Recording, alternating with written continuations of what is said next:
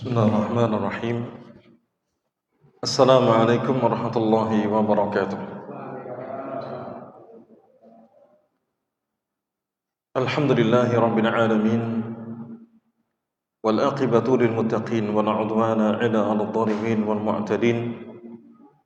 Asyhadu an la ilaha illallah wahdahu la syarika lahu ilahul awwalin wal akhirin wa qayyumus samawati wal ardin. وأشهد أن نبينا محمدا عبده ورسوله المبعوث رحمة للعالمين صلى الله عليه وعلى آله وأصحابه أجمعين وسلم تسليما كثيرا أما بعد إخوة الإيمان rahimani wa rahimakumullah ta'ala, jamaah salat maghrib yang kemuliakan, kembali kita bersua tentunya dengan limpahan nikmat, karunia dan kemudahan yang datang dari Allah Subhanahu wa taala. Oleh karenanya mari kita awali pertemuan yang berbahagia ini dan dengan pujian dan rasa terima kasih, rasa syukur kita apa yang Allah berikan kepada kita semua, dan sebaik-baik bentuk syukur adalah diwujudkan dalam bentuk ketaatan kepadanya. Hadirin jamaah sekalian dirahmati Allah Ta'ala, mari kita lanjutkan kembali pembahasan apa yang kita kaji pada kitab Syarah Kitabul Jami', yang mana kita masih mengkaji hadis yang ada di bab ke-5, ini seruan untuk kita berakhlak mulia. Kita masuk pada hadis yang baru, itu hadis ke-15, yang berisi tentang wajah yang berseri-seri dan akhlak mulia. Ibnu Hajar Asqalani rahimahullah ta'ala beliau mengatakan dari sahabat Abu Hurairah radhiyallahu anhu, Nabi yang mulia sallallahu alaihi wasallam beliau bersabda, "Innakum la tasa'una an-nas bi amwalikum walakin yasa'hum minkum bastul wajhi wa husnul khuluqi." Kata Nabi SAW, sungguhnya kalian itu tidak bisa menarik, menguasai hati manusia itu dengan harta kalian. Akan tapi kalian bisa menarik hati mereka, menguasai hati mereka dengan wajah yang berseri dan akhlak yang mulia. Hadis ini diriwayatkan Imam Hakim dalam kitabnya Al-Mustadrak dan dinilai sahih oleh para ulama. Hadirin jemaah sekalian dirahmati Allah Ta'ala, Nabi mengajarkan dalam hadis ini bahwasanya kita itu tidak bisa mengambil hati semua orang itu dengan harta yang kita miliki. Kenapa? Karena harta yang kita miliki terbatas, akan ada habisnya. Ya, mungkin sebagian orang bisa kita ambil hatinya dengan harta kita, tapi semuanya atau semua manusia itu sesuatu yang tidak mungkin. Dan Nabi yang mulia SAW mengatakan, jika kita ingin mengambil hati manusia dengan apa? Dengan wajah yang berseri-seri, dengan akhlak yang mulia, maka ini sesuatu yang memungkinkan, dan itu hal yang mudah untuk bisa kita lakukan. Ya, maka tersenyum pada saudara, wajah yang berseri-seri dan akhlak yang mulia ini bisa mengambil, menarik hati manusia. Maka ketika kita bertemu dengan orang, baik itu tetangga, saudara, apalagi dengan orang-orang yang terdekat, itu dengan senyuman, dengan sikap tawadhu, maka orang-orang yang ada di sekitar kita itu akan merasa nyaman. Merasa nyaman, merasa tentram, bisa bergaul, bisa berinteraksi dengan mudah. Beda halnya dengan seorang yang dia ketika bertemu dengan orang di sekitarnya itu dengan wajah yang garang atau dengan muka yang masam, atau berjalan dengan gaya yang sombong. Tentunya orang-orang yang ada di sekitarnya itu enggan untuk berinteraksi, ya, tidak nyaman ketika ada di sekitarnya. Kenapa hal itu terjadi atau hal demikian terjadi? Allah mengatakan tabiat manusia itu adalah tidak suka melihat orang yang sombong. Tabiat manusia itu tidak suka melihat orang yang sombong, orang yang angkuh, orang yang merasa tinggi. Bahkan yang lebih aneh lagi, orang yang sombong pun dia tidak suka dengan orang yang sombong yang lainnya. Ya, ketika ada orang menyombongkan dirinya dengan hartanya, kedudukan, jabatan, atau dengan fisiknya, atau dengan nasabnya, ya, maka dia pun tidak suka ketika ada orang yang menyombongkan dirinya dengan itu semua.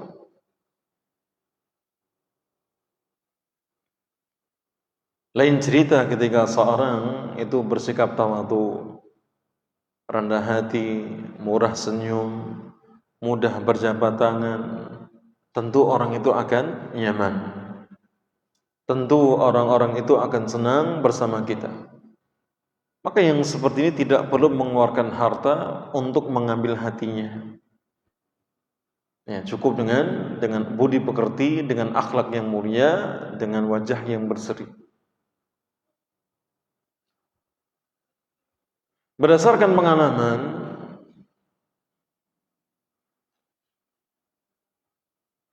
orang-orang yang seringkali sulit menampakkan wajah yang berseri-seri itu siapa?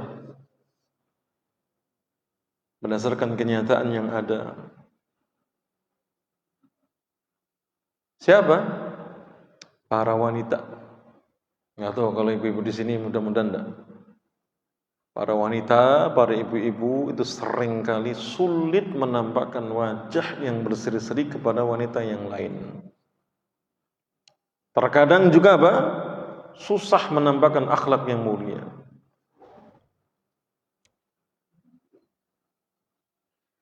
Ya.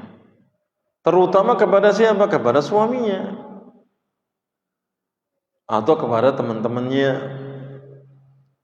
Terkadang muncul buruk sangka, mudah emosi, mudah terbawa perasaan, dan seterusnya dari sikap-sikap yang tidak baik. Maka hadis yang mulia ini mengajarkan kepada kita bahwa ketika kita ingin mengambil hati manusia agar kita pun nyaman dalam bergaul, dalam berinteraksi, maka tariklah, ambillah hati manusia itu dengan akhlak yang mulia dan wajah yang berseri. Ya. Maka tidak akan bersusah-susah karena wajah yang berseri, ya, kemudian mudah senyum, apalagi dengan perilaku, dengan akhlak yang mulia, akan menjadikan orang lain tuh merasa nyaman dan senang, ya, ketika bersamanya. Hadirin jamaah sekalian dirahmati Allah Ta'ala. Kemudian di hadis yang ke-16, Al-Hafidz Ibnu Hajar Asqalani beliau mengatakan dari sahabat Abu Hurairah radhiyallahu anhu dari Nabi mulia sallallahu alaihi wasallam beliau bersabda, "Al-mu'minu mir'atul mu'min." Kata Nabi sallallahu alaihi wasallam, seorang mukmin itu ada cermin bagi mukmin yang lainnya. Hadis ini diriwayatkan Imam Abu Dawud. Maksud hadis ini, hadis ke-16, yang dimaksudkan Nabi yang mulia SAW bahwa seorang mukmin itu cermin bagi mukmin yang lain, maksudnya adalah sebagaimana fungsi cermin. Kita tahu namanya cermin itu digunakan untuk melihat penampilan, kondisi yang ada. Dia ingin melihat mukanya, maka bercermin. Dengan melihat mukanya dia akan tahu, atau dengan melihat mukanya melalui cermin dia akan tahu kondisi wajahnya. Seorang yang ingin mengetahui kondisi rambutnya, maka dia bercermin. Ya, itulah namanya fungsi cermin. Itu menampilkan sesuai dengan kenyataannya dan tidak akan membohongi kita. Ya. Maka ketika Nabi mengatakan seorang mukmin itu adalah cermin bagi mukmin yang lain, maka ini menunjukkan bahwa seorang mukmin ketika dia punya kesalahan, ya. Jadi maksud seorang mukmin cermin bagi mukmin lainnya adalah ketika saudara kita memiliki kesalahan, maka hendaknya itu tidak disembunyikan, tetapi kita berusaha untuk menasihatinya. Ya, tapi kita berusaha untuk menasihatinya. Bahkan teman sejati itu teman yang menasihati, bukan yang membiarkan terjerumus dalam kesalahan. Maka maksudnya seorang mukmin adalah cermin bagi mukmin yang lain, bahwa kita akan mengetahui kekurangan kita itu dengan adanya perhatian, pengamatan dari mukmin yang lain.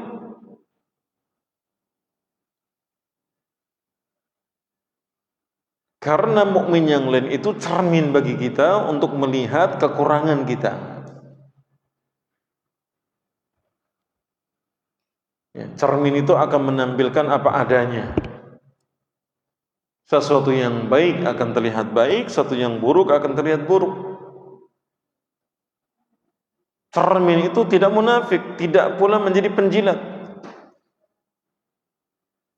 Itu filosofinya yang ada dalam makna hadis ini. Maksudnya cermin itu tidak akan membohongi kita. Seandainya kita punya wajah yang bercerawat, itu akan ditampilkan. Kita punya cacat di wajah pun itu akan ditampilkan tanpa ada yang ditutup-tutupi.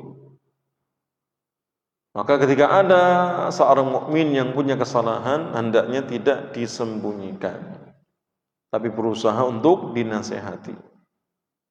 Hanya saja yang perlu untuk diperhatikan adalah apa? Metode, cara dalam memberikan nasihat. Artinya jangan sampai menyakitinya dengan menggunakan kalimat-kalimat yang kasar. Maka hendaknya setiap mukmin yang melihat saudaranya melakukan suatu kesalahan, dia berusaha untuk menasihatinya. Apalagi kalau dia tetangganya, anaknya sendiri, orang tuanya, atau saudaranya, atau kerabatnya, dan seterusnya. Maka apa? Hal ini memberikan pelajaran kepada kita untuk melakukan amar ma'ruf nahi munkar.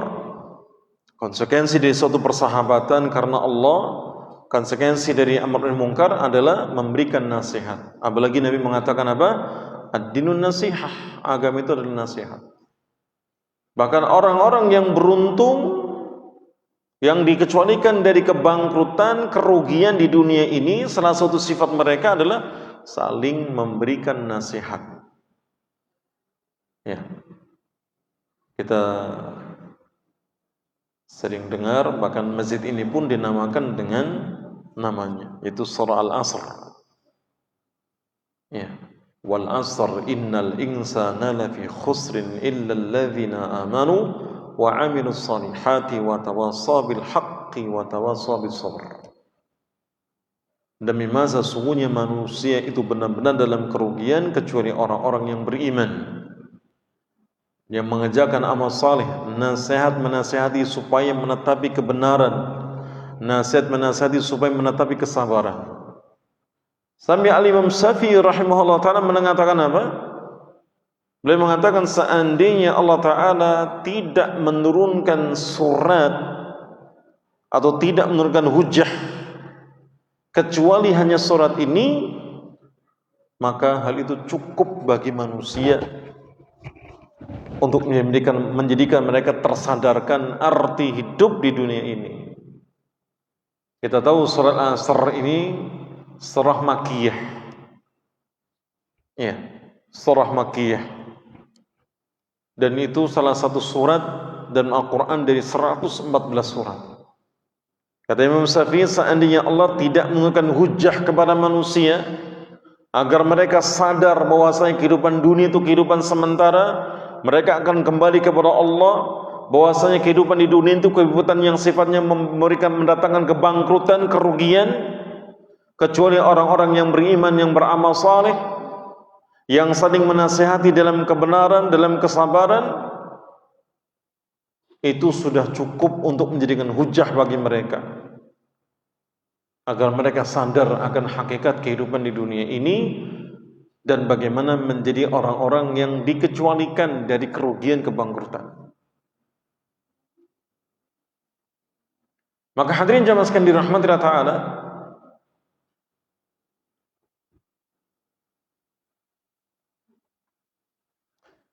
ketika setiap orang di samping dia itu menasihati kawannya yang salah, maka dia juga siap untuk dinasihati jika dia terjatuh dalam kesalahan. Al-Imam Qayyim rahimahullah ta'ala dalam kitabnya Fawaidul Fawaid menunjukkan satu faedah yang besar terkait dengan orang itu atau penghalang yang menjadikan orang itu tidak bisa memberi nasihat atau menerima nasihat. Ketika Ibnu Qayyim rahimahullah ta'ala menyebut tentang arkanul kufur, rukun-rukun, pondasi-pondasi atau tiang-tiang kekufuran, itu ada 4, maka disebutkan salah satunya adalah al-hasad, rasa tidak suka dengan satu nikmat yang Allah berikan kepada orang lain. Maka beliau menjelaskan hasad yang bercokol dalam hati manusia itu bisa menghalangi dia untuk memberikan nasihat yang tulus, dan bisa pula menghalangi dia untuk menerima nasihat dari siapapun. Maka siapa yang bisa menghilangkan rasa hasad, penyakit hasad dalam hatinya, maka orang itu akan bisa memberikan nasihat dengan tulus, demikian pula bisa menerima nasihat dari siapapun.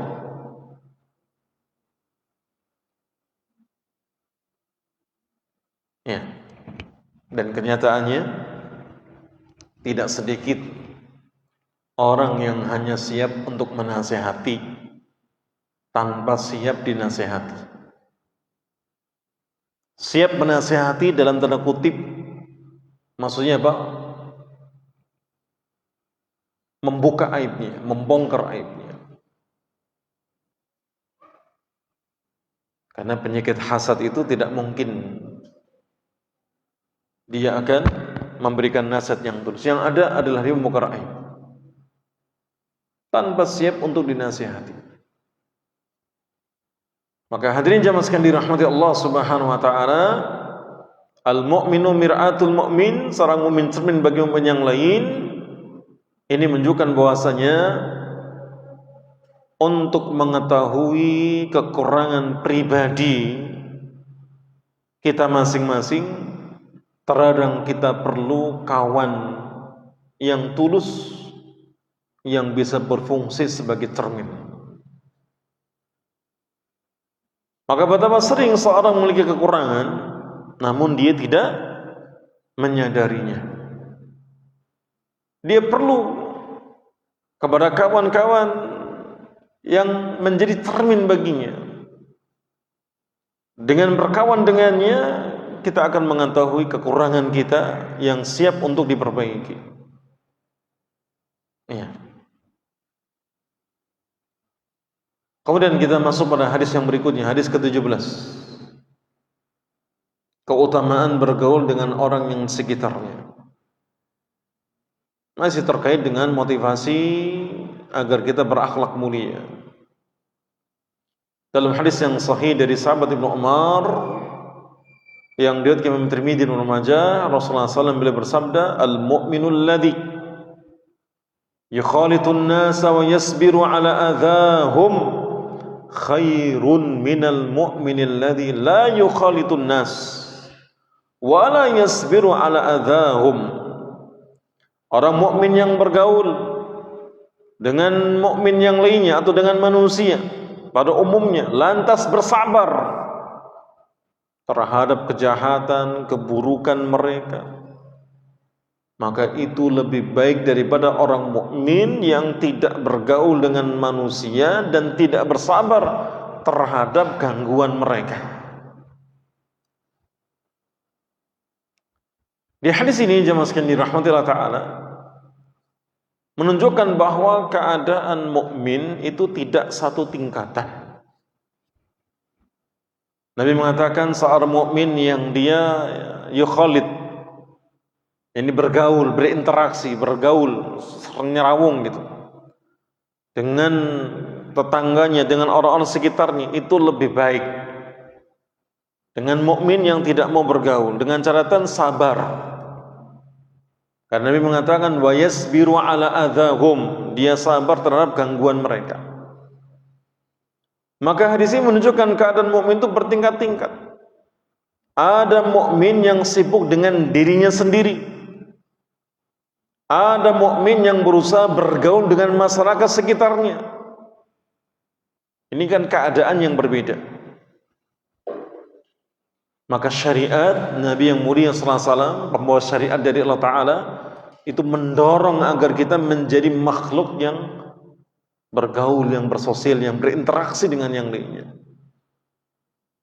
Karenanya dalam keseharian, dalam pekanan, dalam bulan, dalam tahun, itu ada amalan-amalan yang sifatnya jama'i, ibadah-ibadah yang dilakukan dengan berjamaah. Harian ada salat berjamaah, ada kajian, menuntut ilmu misalkan. Nanti pekanan ada salat Jumat, ada salat Id, ada ibadah haji. Sekarang ada misalkan kalau Ramadan itu berpuasa, berbuka bareng, kadang sahur bareng, iktikaf juga bareng. Maka syariat menginginkan agar seorang mukmin itu dia berinteraksi dengan mukmin yang lainnya, karena pahalanya lebih besar. Amalan-amalan yang dilakukan berjamaah ini jauh lebih besar dibandingkan dengan kesendirian. Demikian pula dalam muamalah, ada aktivitas jual beli, ya. Ada seorang yang dia melakukan akad ini, akad itu, ya. Maka itu semua adalah untuk menjadikan bahwa dia adalah makhluk sosial yang diperintahkan untuk berinteraksi dengan mukmin yang lainnya.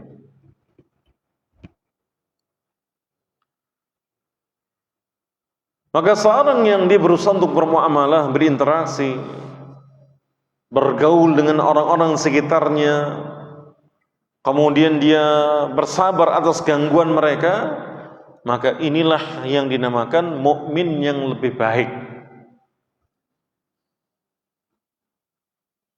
Dan kita tahu namanya pergaulan seringkali tidak bisa lepas dari yang namanya gesekan. Ada pertengkaran, ada pertikaian sampai permusuhan, ada perselisihan. Ya, kita kalau lihat anak kecil, apalagi anak kita sendiri, cucu kita sendiri, kadang-kadang apa? Terjadi perselisihan, sampai tukaran, sampai ada yang nangis. Ya. Itu dampak dari pergaulan. Bahkan dua sahabat Nabi SAW seperti Abu Bakar dan Umar pun ketika mereka bergaul, berinteraksi, itu pernah berselisih, beda pandangan antara Abu Bakar dengan Umar ketika masalah penghimpunan Al-Quran menjadi satu mushaf. Beda pandangan antara Abu Bakar dengan Umar tentang orang-orang yang mereka tidak mau membayar zakat, sampai berselisih. Tapi yang sabar dengan gangguan dalam pergaulan itu yang terbaik, karena pahalanya lebih besar. Dalam kita bergaul, bukan berarti tidak mengontrol pergaulan tersebut, ngalir, ngikut kemana saja. Dia harus punya sikap.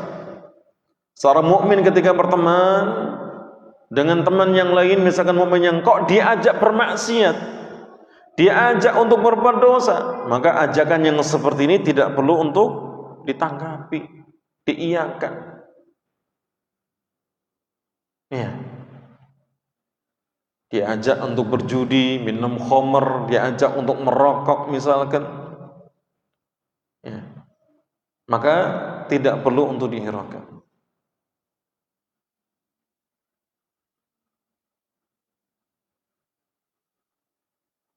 Tapi kalau ajakan-ajakan yang positif, ajakan untuk kerja bakti, ajakan olahraga bersama misalkan, maka tidak masalah untuk kita ikuti. Maka jika ada dalam pergaulan itu ada gangguan, ada gesekan, maka usahakan untuk tidak mudah terbawa oleh perasaan. Seperti anak kecil dulu. Anak kecil itu kalau mereka berselisih, tukaran, sambil tangis-tangisan, dalam hitungan menit sudah bergaul lagi, sudah bersahabat lagi. Maka kita dalam pergaulan itu apa? Tidak boleh terbawa perasaan. Yang ada apa? Memberikan banyak uzur. Orang yang dia tidak terbawa perasaan, banyak memberikan uzur, itu sudah menunjukkan dia itu memiliki kesabaran. Maka Nabi yang mulia sallallahu alaihi wasallam mengatakan seorang mukmin yang bergaul dengan yang lainnya lalu bersabar atas gangguan mereka lebih baik di sisi Allah Ta'ala dibandingkan dengan seorang mukmin yang tidak mau bergaul, yang tidak mau bersabar atas gangguannya. Ya, maka jamaah sekalian dirahmati Allah Subhanahu wa taala, hadis yang berikutnya pada hadis yang ke-18 terkait anjuran untuk kita memperbanyak berdoa agar diberikan akhlak yang mulia. Seorang yang mendapatkan akhlak mulia, maka ada dua model. Ada yang sifatnya itu jibili, yaitu bawaan lahir. Allah ciptakan semenjak dia lahir lalu menjadi tabiat baginya. Akhlak yang seperti ini lebih mudah, tidak ada kesusahan.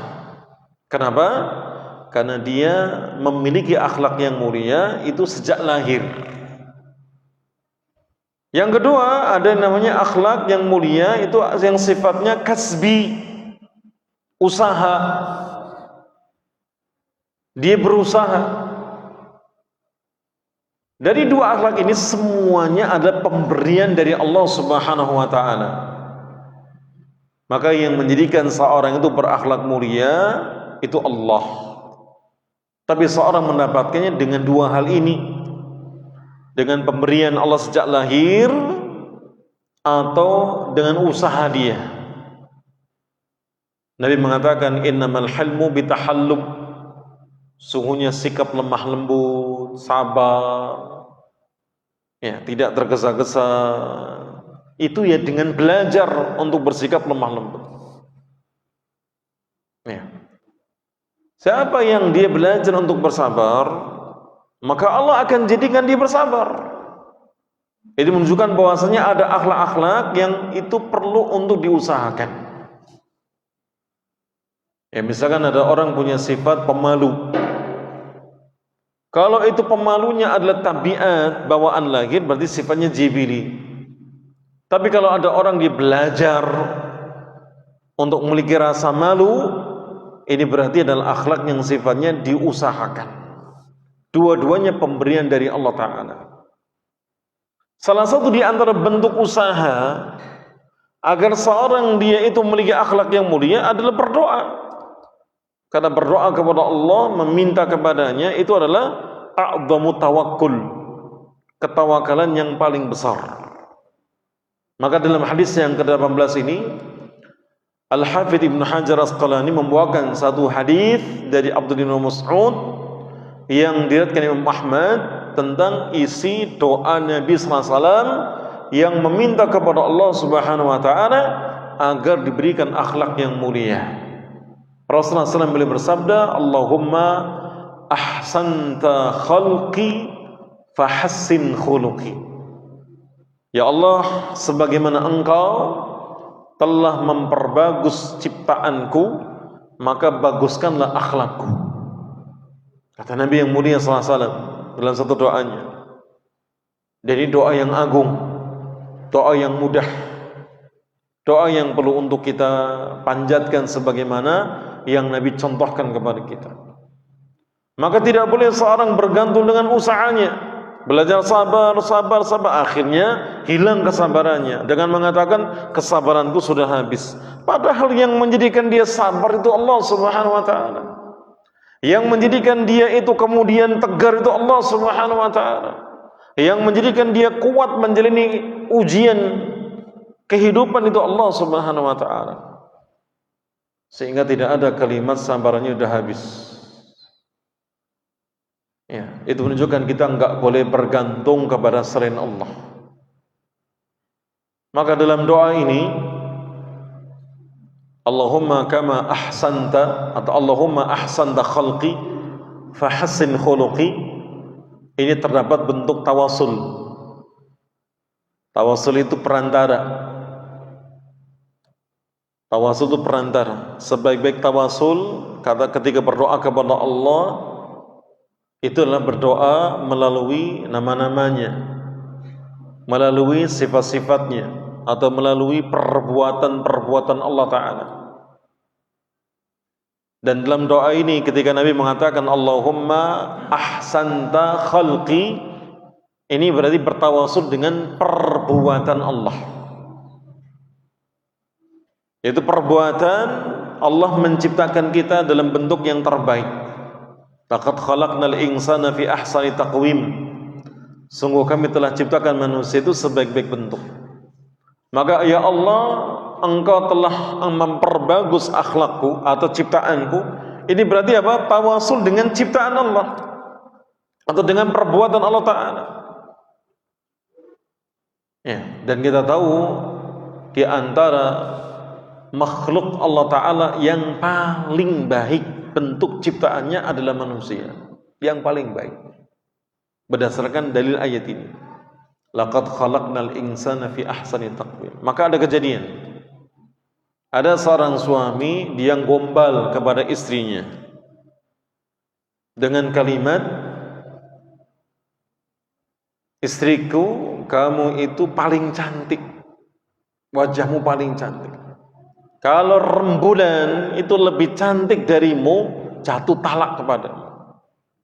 Kalimatnya seperti itu. Padahal dalam kebiasaan bangsa Arab, untuk menunjukkan kesempurnaan keindahan itu dengan rembulan. Jadi yang paling indah, paling cantik itu rembulan. Sang suami ini gombalnya keterlaluan dengan mengatakan, wahai istriku, engkau paling cantik.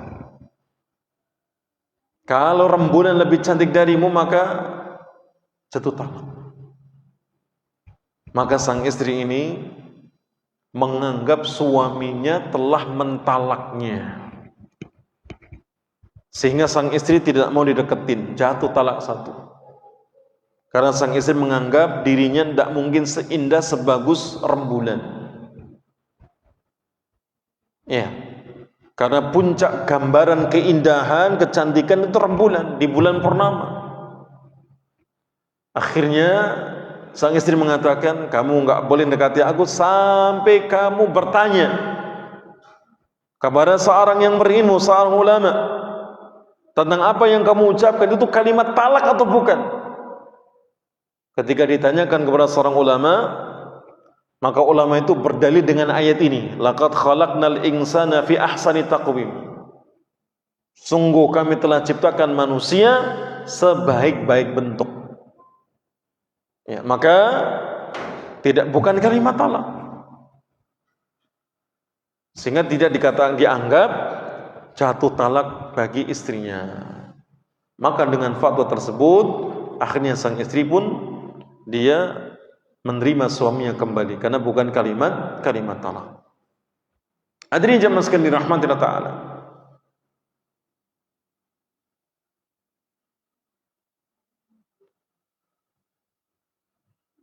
Dari sini ketika Allah Ta'ala mengatakan laqad khalaqnal insana fi ahsani taqwim, demikianlah doa Nabi SAW, Allahumma ahsanta khalqi fahasin khuluqi. Dari sini kita patut untuk bersyukur kepada Allah Subhanahu wa taala ya, atas keindahan tubuh dan rupa yang diberikan oleh Allah Subhanahu wa taala. Ya, manusia ini sebaik-baik bentuk, dari ujung rambut sampai ujung kaki. Ya, maka tidak ada yang lebih indah daripada manusia. Kita bisa bayangkan manusia berbadan kuda tapi berkepala manusia, atau berbadan manusia tapi berekor ikan layaknya putri duyung, atau berbadan manusia tapi kepalanya gajah. Ini kan tidak ada lebih indah daripada manusia. Ya. Maka Allah Subhanahu wa taala memperindah rupa bentuk manusia, dijadikan sebagai bentuk ciptaan yang terbaik.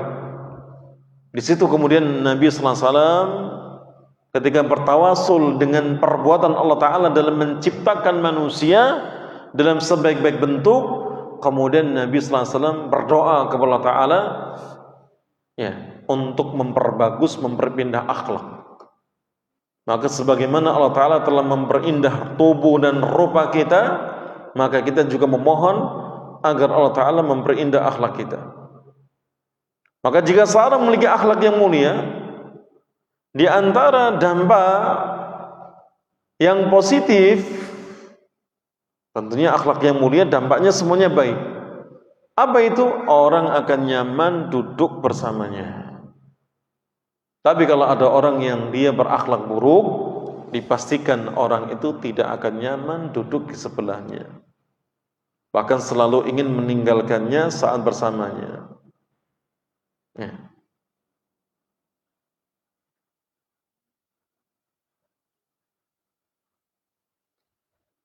Nabi yang mulia SAW mengatakan, Inna syarran nasi indallah manzilatan yawmal qiyamah man tarakahu nas ittiqa'a syarrih. Sesungguhnya manusia yang paling buruk kedudukannya di sisi Allah Ta'ala di hari kiamat adalah orang yang ditinggalkan oleh manusia karena takut akan kekejiannya, akan kejahatannya, keburukannya, terutama lisannya. Ya, kita bisa bayangkan ada orang yang gemuk, tapi kalau ngobrol terasa ringan, kata-katanya enak didengar, maka orang itu nyaman dengan orang tersebut. Tapi ada orang yang badannya kurus, lisannya kotor, maka itu seakan-akan apa? Gunung yang siap akan menimpa. Maka pada akhirnya orang itu akan menjauhinya. Maka ketika ada orang yang tidak mau dekat-dekat dengannya karena takut khawatir akan kejahatan, keburukan lisan dan tangannya, kata Nabi SAW, itu termasuk seburuk-buruk makhluk atau manusia ya, kedudukannya di sisi Allah Subhanahu wa taala pada hari kiamat. Maka hendaklah kita berhati-hati dalam bersikap, dalam berbicara, dalam menulis. Maka jangan sampai menyinggung orang sehingga merasa jengkel lalu mendoakan keburukan untuk kita, dan itu bisa membawa beban yang besar di hari kiamat kelak. Ya, kenapa? Karena Nabi yang mulia selasa menegaskan itu sebagai seburuk-buruk manusia kedudukannya di hari kiamat di sisi Allah Ta'ala, ketika manusia orang lain itu meninggalkannya, khawatir, takut akan kekejiannya. Hadirin jemaah sekalian dirahmati Allah Subhanahu wa taala.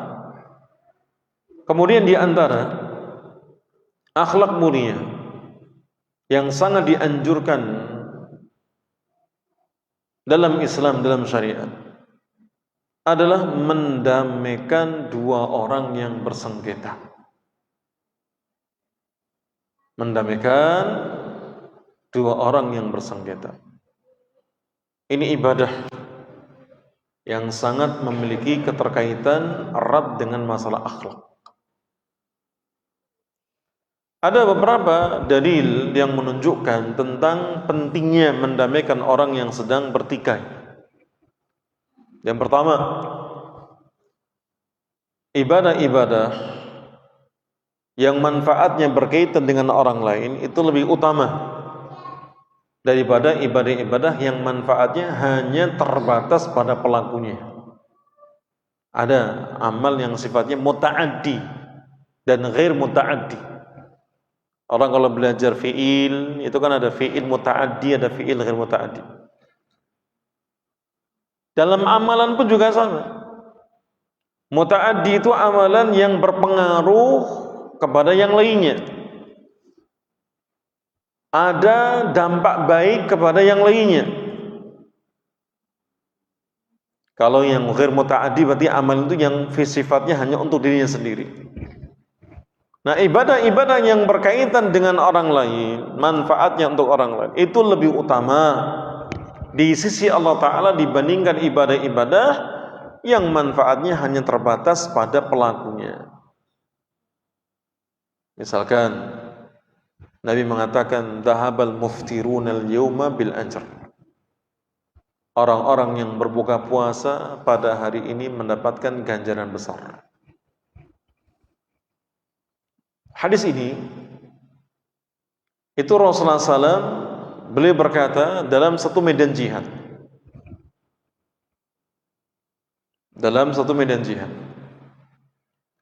Di mana saat itu sebagian para sahabat berbuka puasa, sebagian lagi berpuasa. Kita tahu syariat puasa Ramadan itu kan terjadi pertama kali di tahun kedua Hijriah. Jadi bulan Sya'ban tahun kedua Hijriah turun syariat kewajiban puasa Ramadan. Maka pada saat perang Badar itu adalah di bulan Ramadan pertama kali para sahabat berpuasa wajib selama sebulan. Maka ada sebagian sahabat yang berbuka, ada sebagian yang lain yang tetap berpuasa. Maka dalam hadis ini Rasulullah menyebutkan bahwa pahala yang didapatkan bagi para sahabat yang berbuka puasa jauh lebih besar dari para sahabat yang tetap berpuasa ketika dalam medan jihad. Mengapa demikian? Para sahabat yang mereka tetap berpuasa, manfaat puasanya itu hanya kembali kepada dirinya sendiri. Ada para sahabat yang berbuka puasa dalam kondisi berjihad, maka mereka mendatangkan manfaat tidak hanya kembali kepada diri sendiri, tapi juga pada kaum muslimin. Maksudnya apa? Menambah kekuatan dalam berjihad. Berbeda dengan orang yang berpuasa, akan terasa lebih sulit untuk melakukannya karena berkurang kekuatannya dalam kondisi berpuasa. Ya, maka Nabi mengatakan dhahabal muftirun al-yawma bil ajr. Orang-orang yang muftir, yang iftar, yang berbuka pada hari ini mendapatkan ganjaran yang besar daripada orang yang berpuasa. Jadi membatalkan puasanya. Namun perlu diperhatikan, saat itu Rasulullah SAW itu sama sekali tidak melarang para sahabat untuk berpuasa. Nabi hanya ingin menjelaskan pahala mereka yang berbuka, yang membatalkan puasanya itu lebih besar dibandingkan yang tetap berpuasa, karena manfaat yang didatangkan jauh lebih besar. Ini sama dengan ucapan Nabi SAW, la an amshiya ma akhin li fi hajatin ahabbu ilayya min an a'takifa fi hadzal masjid syahra. Sungguh aku berjalan bersama saudaraku untuk menunaikan satu hajat keperluan dia, lebih aku sukai dibandingkan aku iktikaf selama sebulan penuh di masjid ini, di Masjid Nabawi. Hadis ini menunjukkan apa? Tidak ada seorang pun yang meragukan besarnya pahala iktikaf. Namun ternyata Rasulullah SAW menyebutkan bahwa beliau lebih suka membantu saudaranya daripada beriktikaf. Mengapa demikian? Karena iktikaf itu ibadah yang sifatnya kaitannya dengan diri sendiri. Sementara membantu orang lain berkaitan dengan manfaat yang lebih besar. Ketika membantu saudaranya berarti kebaikan itu untuk saudaranya dan juga untuk diri sendiri. Maka dari sini kita tahu bahwa mendamaikan dua pihak yang bersengketa itu merupakan ibadah yang mendatangkan pahala yang sangat besar. Seperti para hakim, itu kan mereka mendamaikan dua orang yang bersengketa, menundukkan masalahnya, kemudian mana yang diputuskan salah, yang benar, yang salah dia akan ganti rugi dan seterusnya. Ya. Maka mendamaikan dua orang yang bersengketa ini termasuk ibadah yang sangat besar karena berkaitan dengan orang lain. Ya, ada satu kasus kakak adik itu saling menggugat di pengadilan, dan saling menggugatnya itu bukan karena urusan harta. Yang adiknya usianya 85 tahun, yang kakaknya 90 tahun. Itu gugat-menggugat di pengadilan. Yang mereka gugat ini, yang mereka permasalahkan adalah siapa yang lebih pantas untuk mengasuh ibunya yang masih hidup. Sang kakak merasa, oh saya kakaknya, saya lebih pantas. Kakak ini sudah puluhan tahun mengasuh ibunya. Adiknya mengatakan, kakak kamu sudah tua, gantian saya untuk berbakti kepada ibu. Tinggalkan ibu di rumah saya. Kakaknya enggak mau. Sampai ke pengadilan. Sampai ke pengadilan hanya memutuskan ya, siapa yang paling berhak. Ibunya ketika ditanya, Bu, bagaimana pandangan anak kepada anak yang pertama ini? Ibu mengatakan, ini anak, Masya Allah, Pak. Baktinya luar biasa. Ditanya kepada yang kedua juga sama jawabannya. Ya, beda dengan di negeri kita. Anak-anak justru menggugat orang tuanya secara perdata. Ya. Dengan masalah-masalah yang konyol, nebang pohon, digugat. Ya. Oh, itu pohon di rumah atau di tanah anaknya digugat. Ada yang masalah rumah digugat. Ya. Ya. Tapi jemaah sekalian dirahmati Allah Ta'ala, kita berhenti di poin ini. Lain waktu, lain kesempatan kita sambung kembali terkait dengan mendamaikan orang yang bersengketa. Wassallallahu ala nabiyyina Muhammadin wa ala alihi wa sahbihi ajma'in wa akhiru da'wana alhamdulillah rabbil alamin. Wassalamualaikum warahmatullahi wabarakatuh.